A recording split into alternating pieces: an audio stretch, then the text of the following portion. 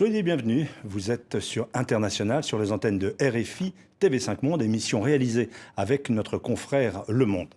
Il faut sauver l'Europe. Ce pourrait être une forme de mot d'ordre, mode de mobilisation, après le Brexit, la montée des populismes ou la défiance des Européens envers cette union désormais à 27.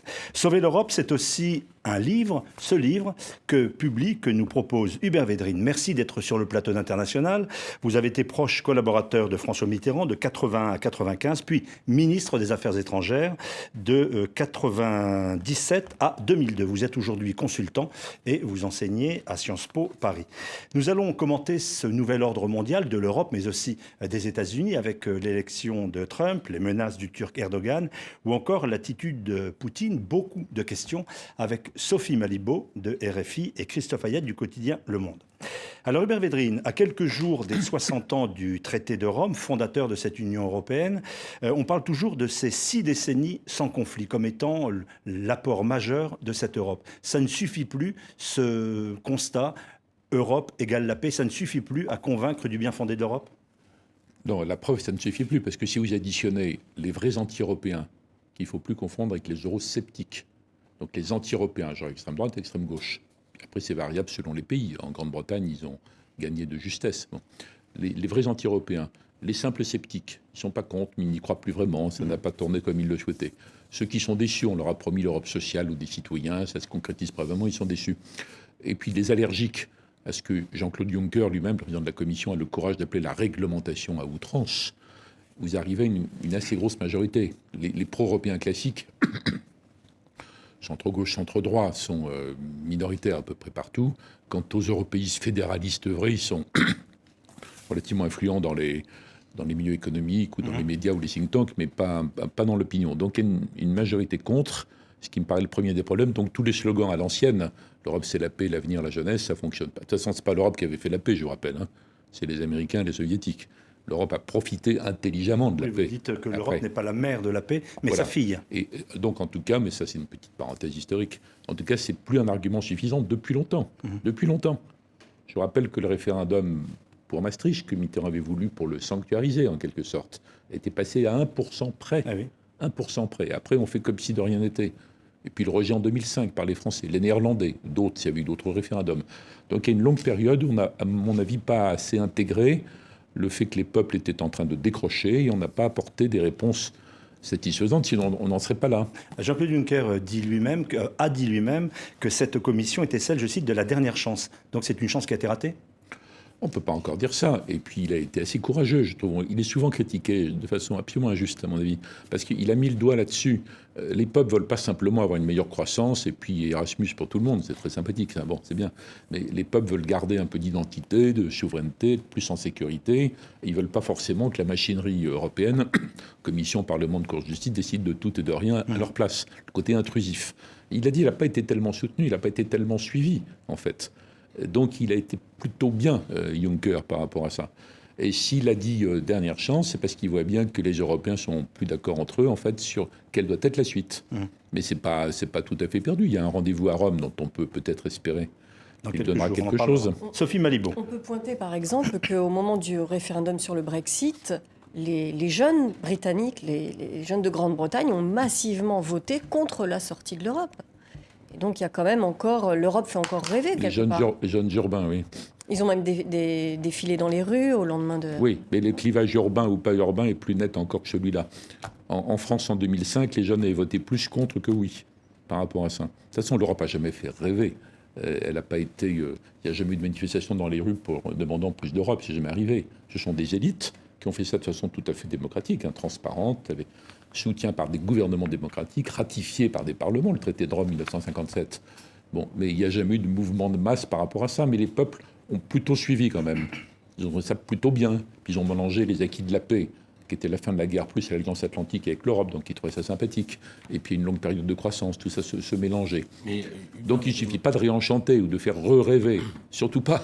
Il faut reconvaincre. Hubert Védrine, c'est quoi la solution ? Est-ce qu'il faut revenir à une Europe un peu minimale, arrêter un peu les choses, et puis que les gens s'aperçoivent qu'il y a des acquis quand même ? Alors, il y a les solutions des anti-européens. C'est un échec historique. Bon, c'est pas ma position. Et je trouve ça sans intérêt. Ils n'ont aucun plan réel. Ils disent simplement qu'il faut sortir de l'euro ou de l'Union, on arrête tout. Bon. Après, vous avez la solution de ceux qui veulent de l'intégration, quoi que votent les peuples, et qui se trompent, ils ne sont pas au courant. Nous, on va continuer. Il y a des référendums hostiles, on continue. Des votes hostiles, on continue. Bon, ça, c'est les européistes. C'est l'union sans cesse plus étroite et c'est l'intégration sans fin, comme la vie du même nom. Donc, on continue. Bon.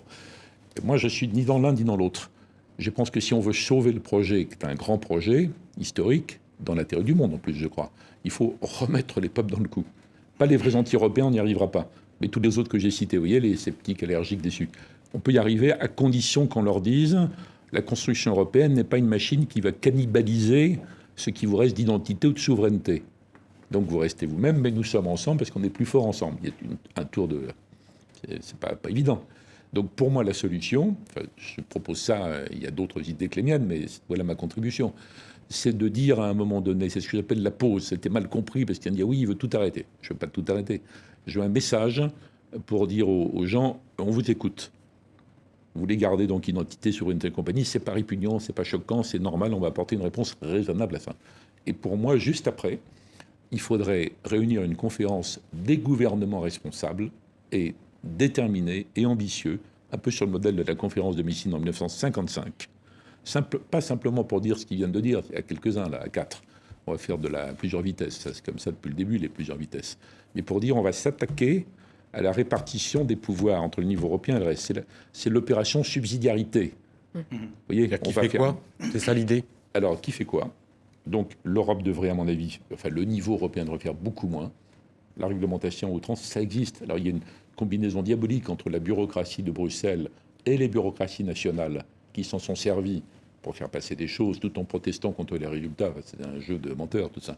Le résultat, c'est que les moindres détails absurdes sur les... Vous connaissez très bien, il y a 50 histoires sur les bananes, sur les concombres, sur les étalages en plein air, sur les vis, sur les prises, sur les chasses d'eau, sur les... etc. Bon, etc., etc. On se calme là-dessus.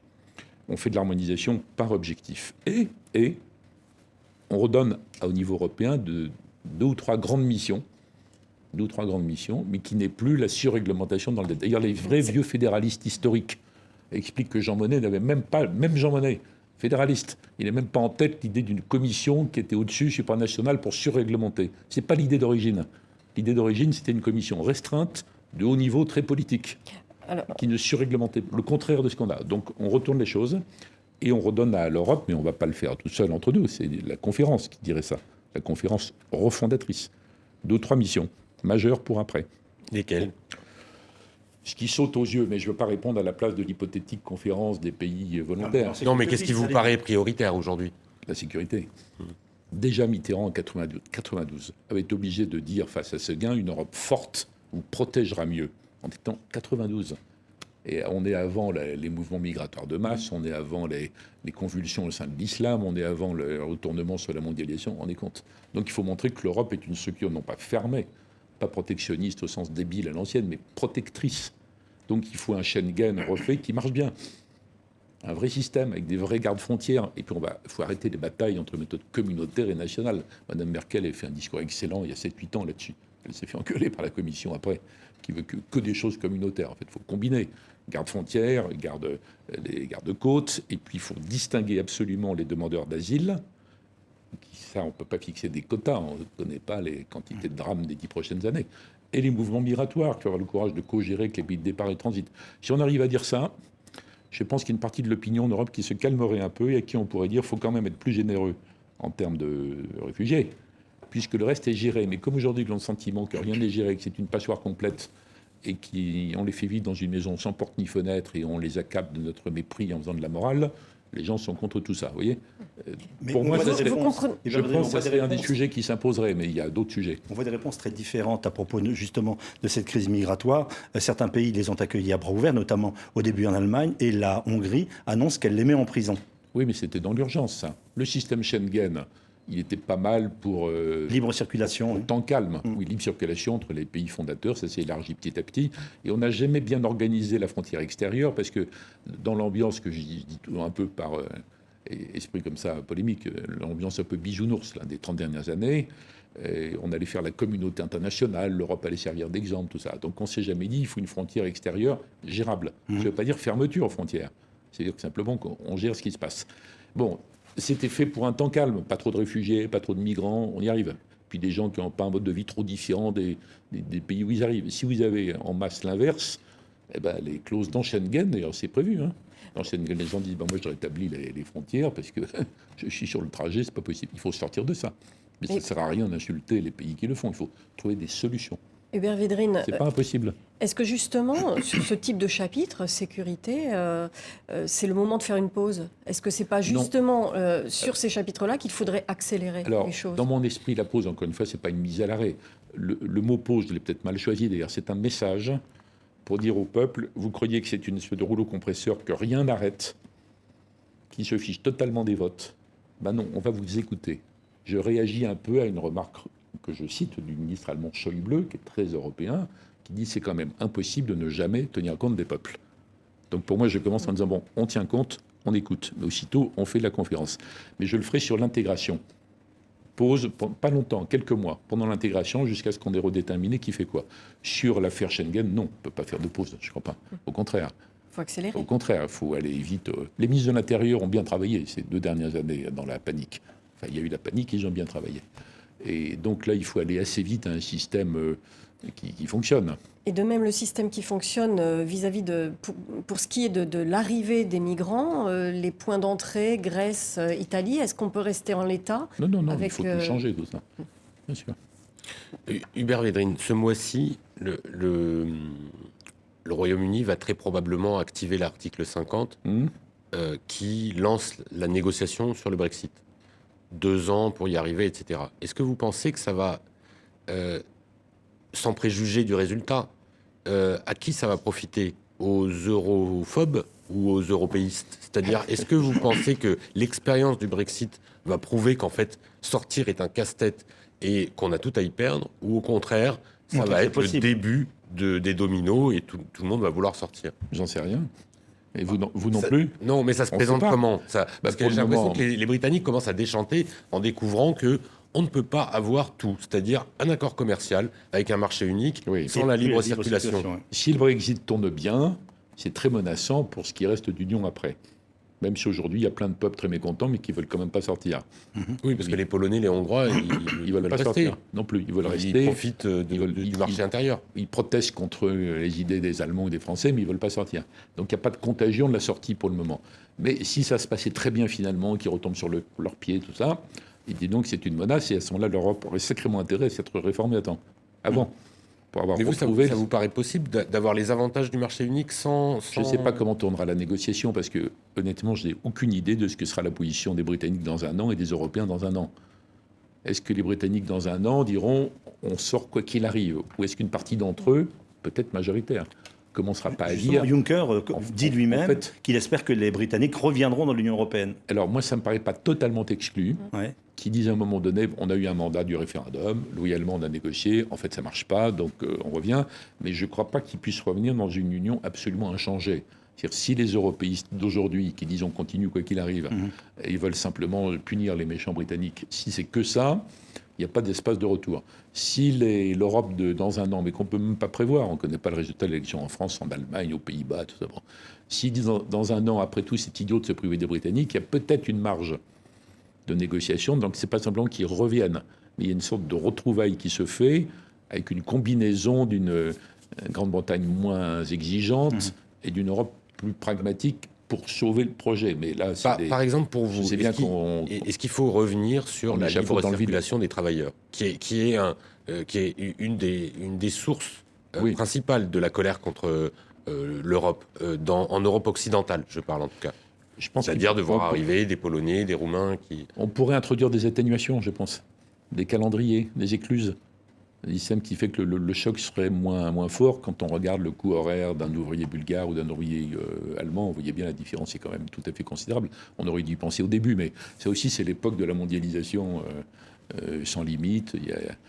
N'oubliez pas que pendant 30 ans, quand même, des mondialisateurs, la mondialisation est plutôt un progrès, globalement, surtout pour les Asiatiques. Enfin bon, il y a eu des mondialisateurs effrénés et des intégrationnistes en Europe effrénés.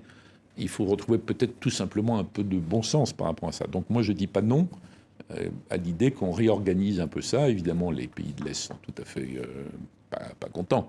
Mais Schröder avait essayé d'ailleurs.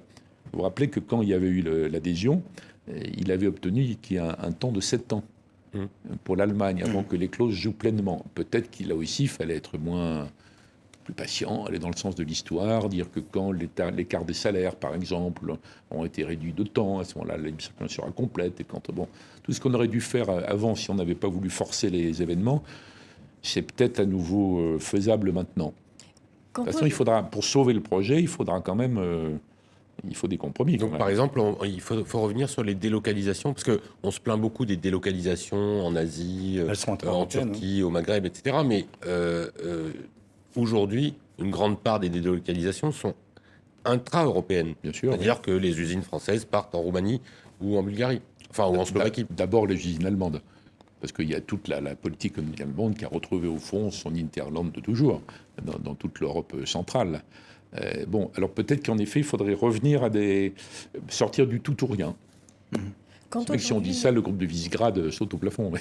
Oui, mais bon, il ne peut pas avoir tout non plus. Oui, on échange librement des idées, donc on peut en mettre en avant. Aujourd'hui, Hubert Védrine, on entend parler d'une Europe à plusieurs vitesses. Est-ce qu'en fait, on n'est pas en train de céder à ce que les Britanniques voudraient, ce qu'ils voulaient, qui était une Europe à la carte? Non, parce qu'il y a un socle. Il y a un socle commun qui n'a pas changé. Ce sont les traités, par exemple la politique agricole, vous voyez, des fonds structurels, des choses comme ça. L'euro, le marché unique. Bon, il s'agit de savoir ce qu'on fait en plus. Mais donc, on ne peut pas critiquer l'idée des plusieurs vitesses avec cet argument-là, parce qu'en plus, ça s'est toujours fait. On en a parlé, il y a Schengen, il y a l'euro, donc c'est plusieurs entités différentes. Qu'est-ce qu'on fait au-delà? S'il n'y a pas d'accord général pour aller au-delà, c'est pas choquant. Moi, ça ne me choque pas qu'on reparle de plusieurs vitesses, sauf que, ça, à mon avis, ça ne répond pas du tout aux raisons pour lesquelles les peuples décrochent. C'est pas en leur disant « il y a l'Europe à plusieurs vitesses, ceux qui sont allergiques à la réglementation, ils ne vont pas changer d'avis ». C'est l'histoire de dire au peuple aussi, aux différentes nations, ils participent quand ils veulent, quand ils estiment que ça les concerne. Oui, mais ça existe déjà d'ailleurs. On l'a prévu dans le traité d'Amsterdam, que j'ai signé avec ce stylo. Oui, je suis un Européen historique. Mais alors, Hubert, dans le traité d'Amsterdam, on a prévu des coopérations renforcées, permettant à des pays de faire ensemble des projets que tout le monde ne veut pas suivre, pour ne pas contraindre les autres, mais pour ne pas empêcher ceux qui ont un projet sérieux d'avancer. Mais on a prévu beaucoup de pays, il faut que la Commission ne soit pas contre, on a prévu des tas de choses qui fait que ça n'a pas fonctionné. Donc ils remettent en avant, ils ont dans la réunion récente, là, à Versailles, l'idée de plusieurs vitesses, mais elle est déjà là. Moi, ça ne me choque pas, au contraire, que ce soit fait de façon très très souple, sauf qu'encore une fois, ça ne répond pas aux raisons pour lesquelles les peuples ont décroché. Des gens qui devraient être favorables et qui sont maintenant hostiles. Hubert Védrine, ça paraît très compliqué de quitter l'Union européenne pour un pays qui n'est ni dans l'euro, ni dans Schengen. Je parle du Royaume-Uni. A fortiori. Alors, est-ce qu'on peut quitter l'euro, en fait? Il y a des candidats en France qui soutiennent cette idée. Ça paraît encore plus compliqué. Si vous parlez de l'extrême droite, ils veulent quitter l'euro, ils veulent quitter l'Europe, ils veulent tout quitter, et ils n'ont pas plus de plans pour après sérieux que les gens du Brexit. Par contre, on pourrait imaginer, par exemple, dans l'affaire de la Grèce, je vais peut-être choquer des amis grecs qui écouteront, mais je pense que ça serait moins cruel pour la Grèce si on avait décidé qu'ils ne sont plus momentanément dans l'euro, mais ils restent naturellement dans l'Union, avec un programme particulier pour les accompagner et des clauses de rendez-vous. Pour et une autre monnaie, donc. Entre-temps, oui, bien sûr. Et donc, je ne suis pas un dogmatique de l'euro. Je pense que il vaut mieux la monnaie unique que la zone marque dans laquelle on était avant, sans pouvoir rien faire. C'est plutôt mieux, historiquement. Mais je ne suis pas un dogmatique là-dessus. Mais ça, c'est une réponse momentanée à un cas particulier. L'idée pour la France de sortir de tout ça, c'est évidemment totalement irresponsable. On le voit bien d'ailleurs quand on pose des questions sur mais qu'est-ce que vous feriez après, comment ça se passerait, etc. C'est pas du tout construit. Par contre, il y a une bataille à monnaie au sein de l'Union pour sauver le système, pour remettre les peuples. Il y a une bataille à monnaie dans l'euro. Pas pour un abandonnement de la souveraineté, et puis c'est pas en mettant le ministre des Finances de la zone euro une mesure technocratique qu'on va enthousiasmer les gens, mais réorienter la politique économique dans la zone euro. Je vous interromps, le temps de faire une pause sur l'antenne de TV5 Monde. Point d'actualité sur RFI. On se retrouve pour parler d'Europe et du nouvel ordre mondial immédiatement dans 2 minutes.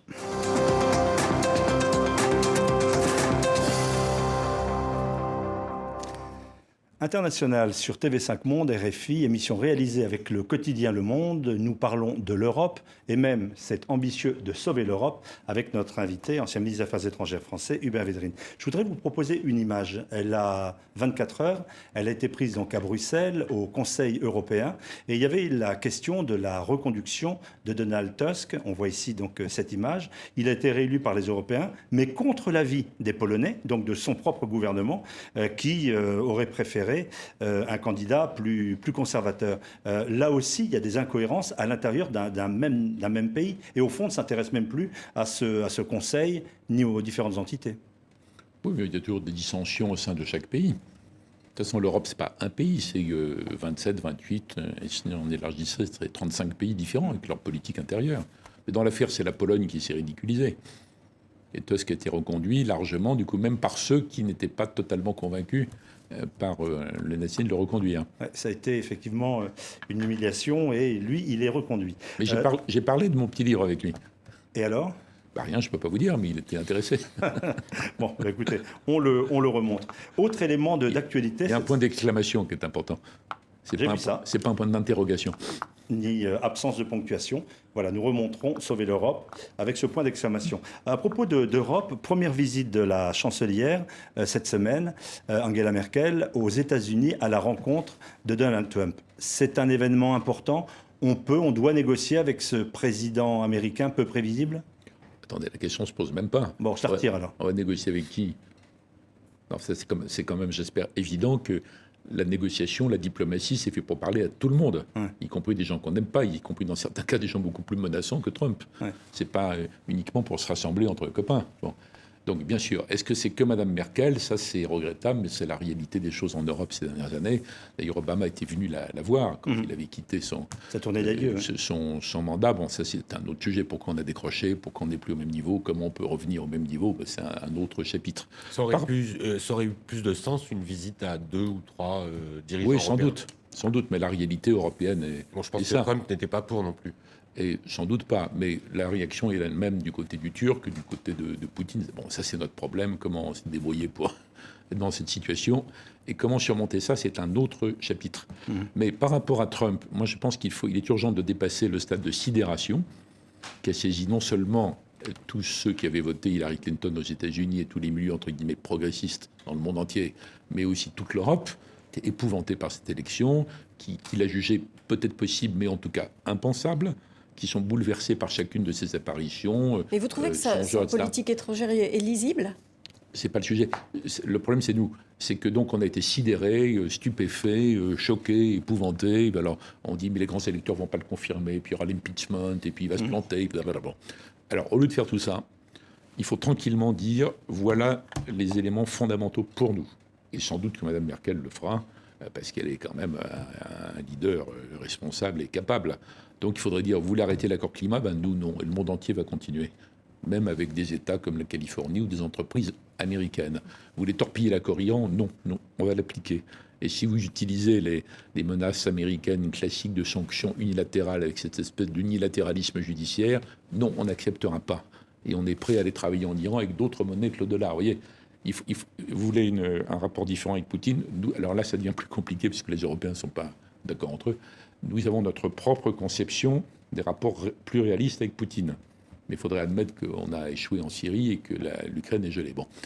En tout cas, vous voyez ce que j'ai... Au lieu de se demander, mais mon Dieu, qu'est-ce que va faire Trump ? Mais Trump peut écouter si on lui dit non ? J'en sais rien, on verra. Ouais. On verra, mais il faut se demander ce qu'on doit faire, nous. On ne peut pas s'épuiser sans arrêt à des interrogations sur Trump auxquelles personne n'est capable de répondre, même pas ses collaborateurs proches. Ah oui. Et ça peut changer sur l'Amérique dans le monde ? Ce qu'on doit faire, nous. Ah oui, ça porte une atteinte à l'image américaine, mais bon. L'intervention militaire, par exemple. Laquelle il est moins soucieux de se projeter sur les attaques extérieures. Il demande aux Européens d'augmenter leur propre budget. Oui, mais ça, ils ont tous demandé ça depuis très longtemps. Les Américains, ils payent 70% des dépenses de l'OTAN. Ça fait très longtemps, même chez Obama, qui disent écoutez, il faut payer plus, les gars. Bon, ça, c'est pas l'originalité de Trump, en dehors de sa vulgarité phénoménale. C'est quelque chose qui était déjà présent chez Obama, qui est que les États-Unis sont plus chargés de faire la morale dans le monde entier.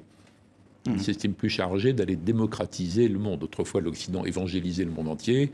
Depuis 30 ans, on va droit de l'homiser le monde entier. Et Obama avait commencé à dire c'est pas forcément notre mission.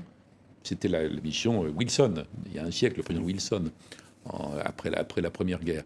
Le fait que Obama, de façon très sophistiquée et intelligente, et Trump, avec sa brutalité extrême, ait dit ça, c'est un signe que les États-Unis, en effet, ne sont plus exactement porteurs de cette approche-là.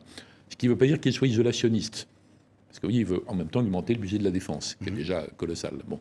Donc ils ne vont pas être absents, mais pas sous la forme missionnaire. Mais Hubert C'est Védrine, ça qu'il faut se préparer à ça dans nos têtes. vis-à-vis des Européens, est-ce que vous estimez que l'administration américaine, avec Trump à sa tête, peut avoir un pouvoir de nuisance actuellement, en enfonçant, puisqu'il a tellement soutenu le Brexit Il a eu lieu avant lui, le Brexit. Oui, Oui, mais bon, il était déjà s'affiche avec actif. Farage, etc. Oui, je sais bien, mais ce que disait Obama dans l'autre sens n'a eu aucun effet.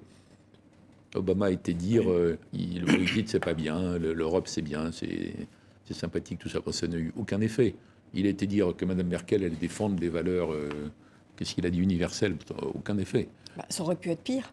Non, mais ça aurait pu être pire, mais je veux dire, il ne faut pas exagérer non plus le pouvoir de nuisance de Trump. Il est nuisant si nous-mêmes, nous ne savons plus qui nous sommes, ni ce que nous voulons. Et si on n'est même pas capable de se mettre d'accord sur 2 ou 3 éléments fondamentaux que j'ai cités, auxquels je pourrais ajouter d'ailleurs notre conception de la poursuite de la mondialisation et des accords commerciaux, à condition d'introduire quand même plus d'éléments de normes sanitaires, environnementales et compagnie. Bon. Donc il faut qu'on prenne l'initiative.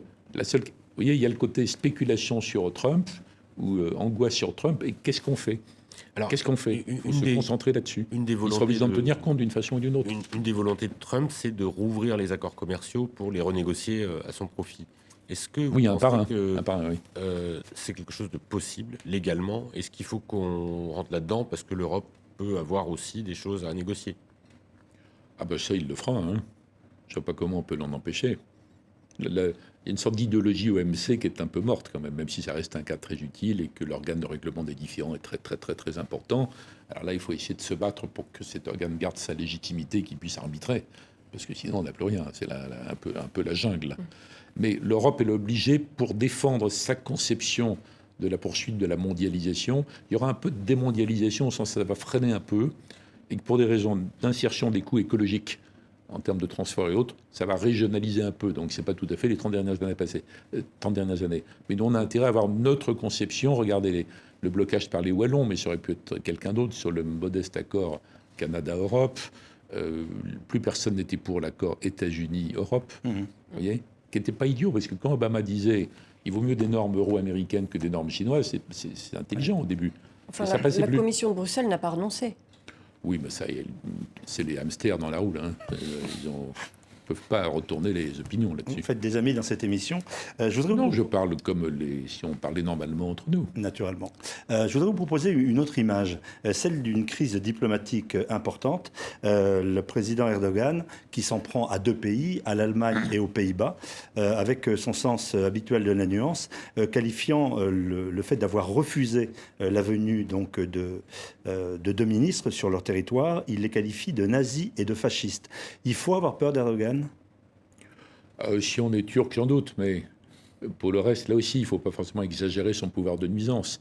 Il est extrêmement provoquant. C'est inacceptable ce qu'il a dit. Mais enfin, moi, j'ai vécu 68, on défilait, enfin pas moi, mais on disait CRS égale SS. On appelait, c'est quand même monstrueux. Non, Oui, mais vous n'étiez pas président Non. d'un pays. non. Je ne dis pas ça pour édulcorer ce qu'il a dit. Je pense que là aussi, il y a une évolution turque qui est vraiment, alors pour le coup, préoccupante pour les Turcs, pour les voisins.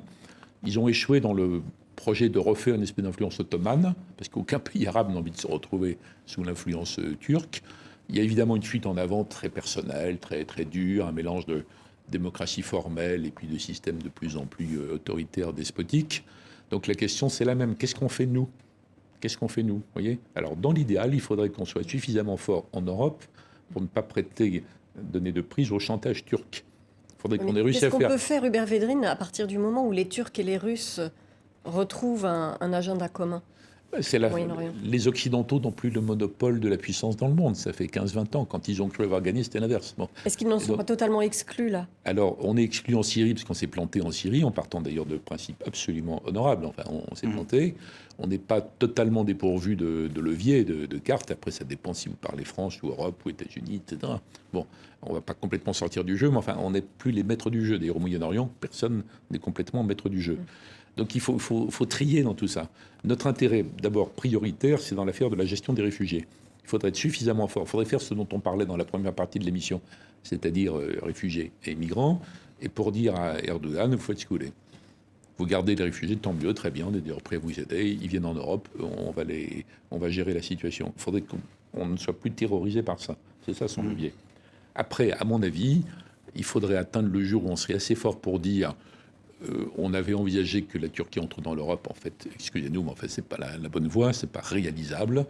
En plus, on n'aurait jamais pu faire ratifier le traité d'adhésion, même avant Erdogan, hein, même dans des conditions plus normales.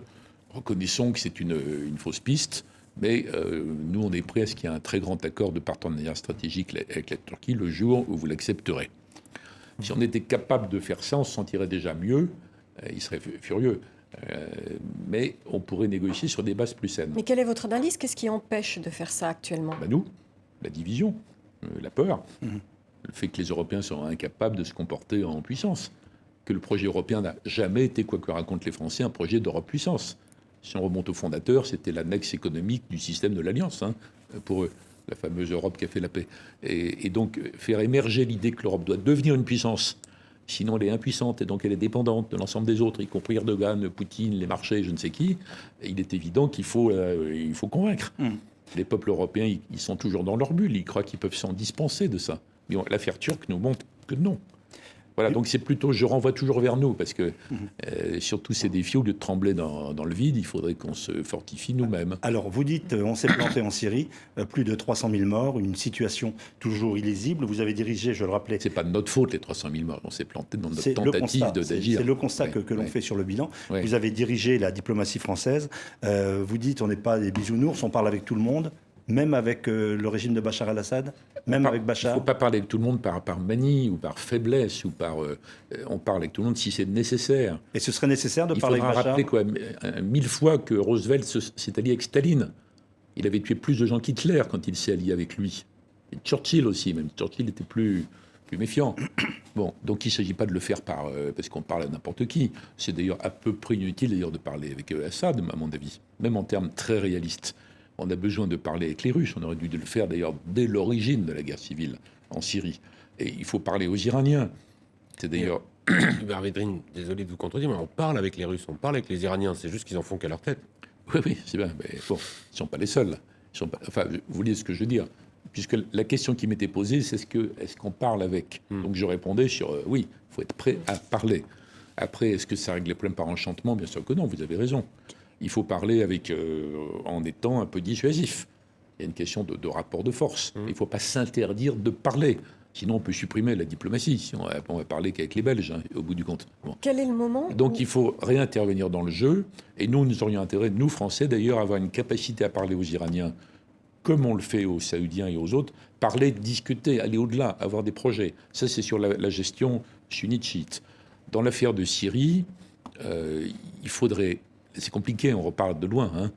Convaincre Poutine, qui va être préoccupé par l'influence des Iraniens, et qui va lui-même s'embourber, même si ça ne nous remet pas dans le jeu, automatiquement. Le convaincre qu'il a intérêt à parler avec nous de comment pourrait fonctionner la Syrie de demain.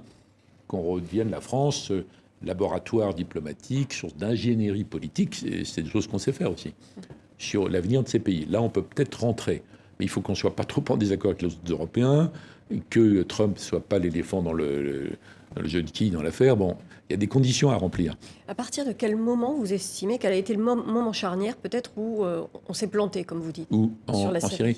Je pense que dès le début, on n'a pas choisi entre deux options beaucoup plus nettes. La première, c'était de dire c'est une guerre civile atroce. Mais on n'y peut rien, on n'a pas les leviers, on n'a pas la légitimité, etc. Donc on fait de l'humanitaire à très grande échelle. On est dans les Turcs, la Jordanie, le Liban et ceux qui viennent en Europe. C'est une option. Ou alors, comme ça, on en a donné l'impression, on va intervenir dans la guerre civile parce qu'on veut vraiment aider les démocrates à arriver au pouvoir, ce à quoi Obama n'a jamais cru, même s'il s'était laissé un peu entraîner à dire il y a une ligne rouge. Bon. Et l'autre option, ça supposait un engagement absolument massif et durable, militaire. Mais à la sortie de l'Irak et de l'Afghanistan, c'était lui, improbable. Il avait été élu pour faire l'inverse, Obama. Et nous, on s'est beaucoup engagé là. Encore une fois, c'est vrai que c'est un régime répugnant et que la guerre était atroce. Bon, on peut comprendre moralement, humainement, mais on n'a pas trouvé le levier. on a un peu joué des deux, en fait, sans aller tout à fait trop loin, parce qu'on voyait bien que si on donnait des armes, mais nos amis n'allaient pas pouvoir les garder, c'est les islamistes. Bon. Vous voyez, on n'a pas choisi clairement. Il y a une réflexion à mener, et comme on est entendu un peu partout dans le monde, c'est important. Partout dans le monde. Il y a une réflexion à mener sur le bilan des interventions occidentales depuis 25 ans. Elles ne sont pas toutes mauvaises, hein, mais quelles étaient légitimes ou pas, justifiées ou pas, qui ont marché ou pas, pour savoir ce qu'on va faire à l'avenir. On ne peut pas continuer comme ça.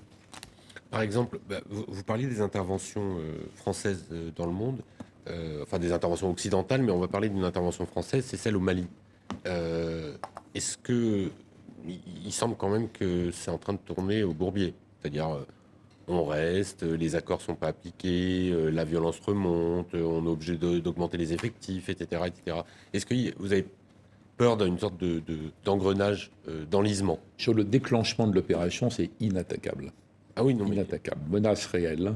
On aurait eu l'État islamique, non pas en Irak, mais là. Bon. Inattaquable. Courage de Hollande, qui a décidé très vite. Un système de décision qu'on n'a pas remis en cause, heureusement, depuis le général de Gaulle. Heureusement, on n'est pas encore dans la 6e République. Donc, décision immédiate. Une armée française extraordinaire d'efficacité. Les Américains admirent énormément l'armée française pour sa capacité à intervenir, à combattre sans dégâts collatéraux. Enfin, c'est compliqué, la guerre. Bon. Etc. Donc, ça ne fait pas disparaître. Donc, ça a été efficace et l'ensemble des Maliens et des pays de la région, du Sahel, sont reconnaissants à la France. Ça n'a rien à voir avec les interventions occidentales à l'ancienne. Après, que ça fasse disparaître comme par miracle la question qui existe depuis l'existence du Mali, c'est-à-dire que les Touaregs, les Arabes du Nord-Est ne veulent pas être gouvernés par les gens de Bamako, ça, oui, ça n'a pas fait disparaître. Bon. Est-ce que ça veut dire pour autant que c'est un échec? Non, parce que ça a répondu à la première menace. Est-ce que ça justifierait qu'on s'en aille demain matin? Non. En tout cas, l'ensemble des gouvernements de la zone ne le souhaitent pas. Même s'il y a eu beaucoup d'efforts d'amélioration de leurs armées, de la coopération entre eux, et Jean-Yves Le Drian a joué un rôle tout à fait extraordinaire dans tout le Sahel pour forcer ça. Ils ne sont pas en mesure d'assumer tout à fait seuls, pour le moment. Et bon, donc non, c'est pas un échec. Simplement, les problèmes qui sont devant nous devront être réglés, si possible, pas par la France toute seule. Plus d'Africains, plus d'Européens peut-être, sait-on jamais.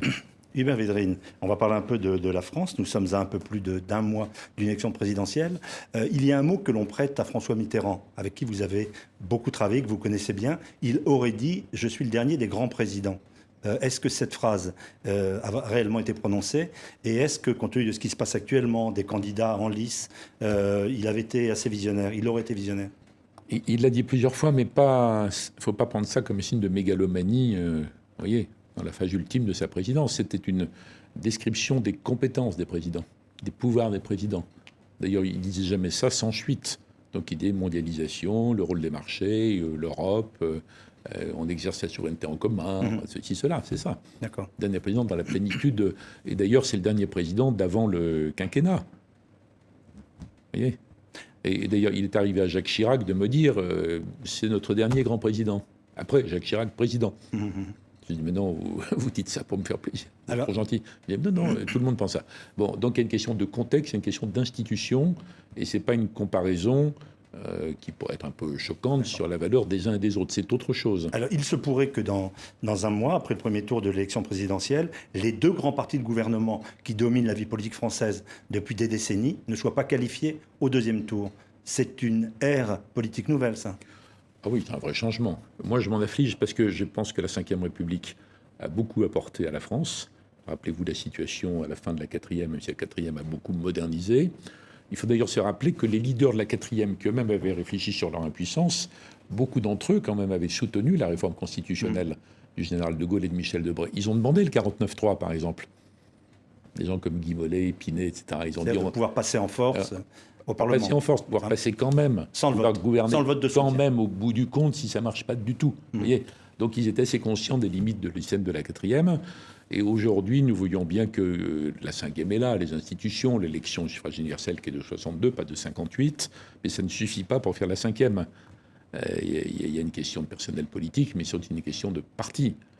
Même si c'était contre les partis, en théorie, c'était contre la toute-puissance des partis, mais il faut des partis capables d'alterner au gouvernement, ce qui était le cas pendant très très très longtemps, et on voit bien que ça s'effrite puisque ce que vous avez dit est possible. Justement. Qu'il n'y ait aucun grand parti de gouvernement Ni la droite, ni la gauche du au second gouvernement. tour. Hubert Moi, je trouve Védrine, ça est-ce que- désolant parce que je pense que la sixième République serait une sorte de quatrième, peut-être en pire. Et ce qu'on risque, c'est la combinaison de la cinquième et d'une sorte de quatrième à l'italienne. Vous voyez?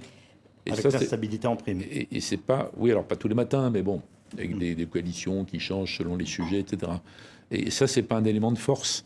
Ça n'aidera pas la France à se faire réentendre en Europe. Est-ce que c'est une Et bonne ailleurs. chose, Hubert Védrine, que le Front National ne soit plus le seul parti ni droite ni gauche?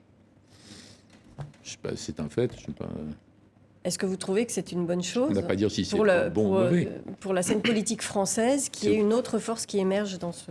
C'est aux électeurs de trancher, tout ça. Ouais, enfin, le Front National est peut-être d'extrême droite, mais... Oui, oui. Oui, mais enfin, Non, il c'est différent. s'auto-intitule C'est deux choses ni différentes. Oui, droite. mais on n'est pas obligé Moi, par exemple, d'accepter sa comme je suis rhétorique. assez réformateur, je pense qu'il faut qu'on fasse les réformes qu'ont fait tous les pays très développés, bon, etc. J'avais écrit un petit bouquin qui s'appelait La France au diffus. Je préconisais une alliance momentanée pour faire passer les réformes clés. Parce que la gauche n'y arrive pas, la droite non plus. Bon. Donc je ne suis pas choqué par cette démarche si justement, tout est bloqué. Mais je crois que la raison pour laquelle 25% de gens votent Front National, au moins, 35% se sentent en sympathie avec leurs idées, c'est pas la même chose. Il faut s'interroger pourquoi. Fabius avait dit très intelligemment il y a très très longtemps. Ces gens-là posent de vraies questions, mais le Front National apporte de mauvaises réponses. On n'a jamais été au bout de ce raisonnement et on a laissé prospérer tout ça. Et comme le Front National a toujours été condamné sur un ton dégoûté par l'ensemble des élites que ces gens la détestent, on a alimenté la machine à... Il faut sortir de ce piège. Hubert Védrine, je reviens sur votre idée que c'est un peu la fin on arrive au bout de la cinquième et de ces institutions. Est-ce que c'est pas une chance qu'on se remette à faire en France des coalitions, donc des compromis? Comme en Parce Allemagne. que, les Allemands y arrivent. La cinquième, ça a été quand même le règne des godillots.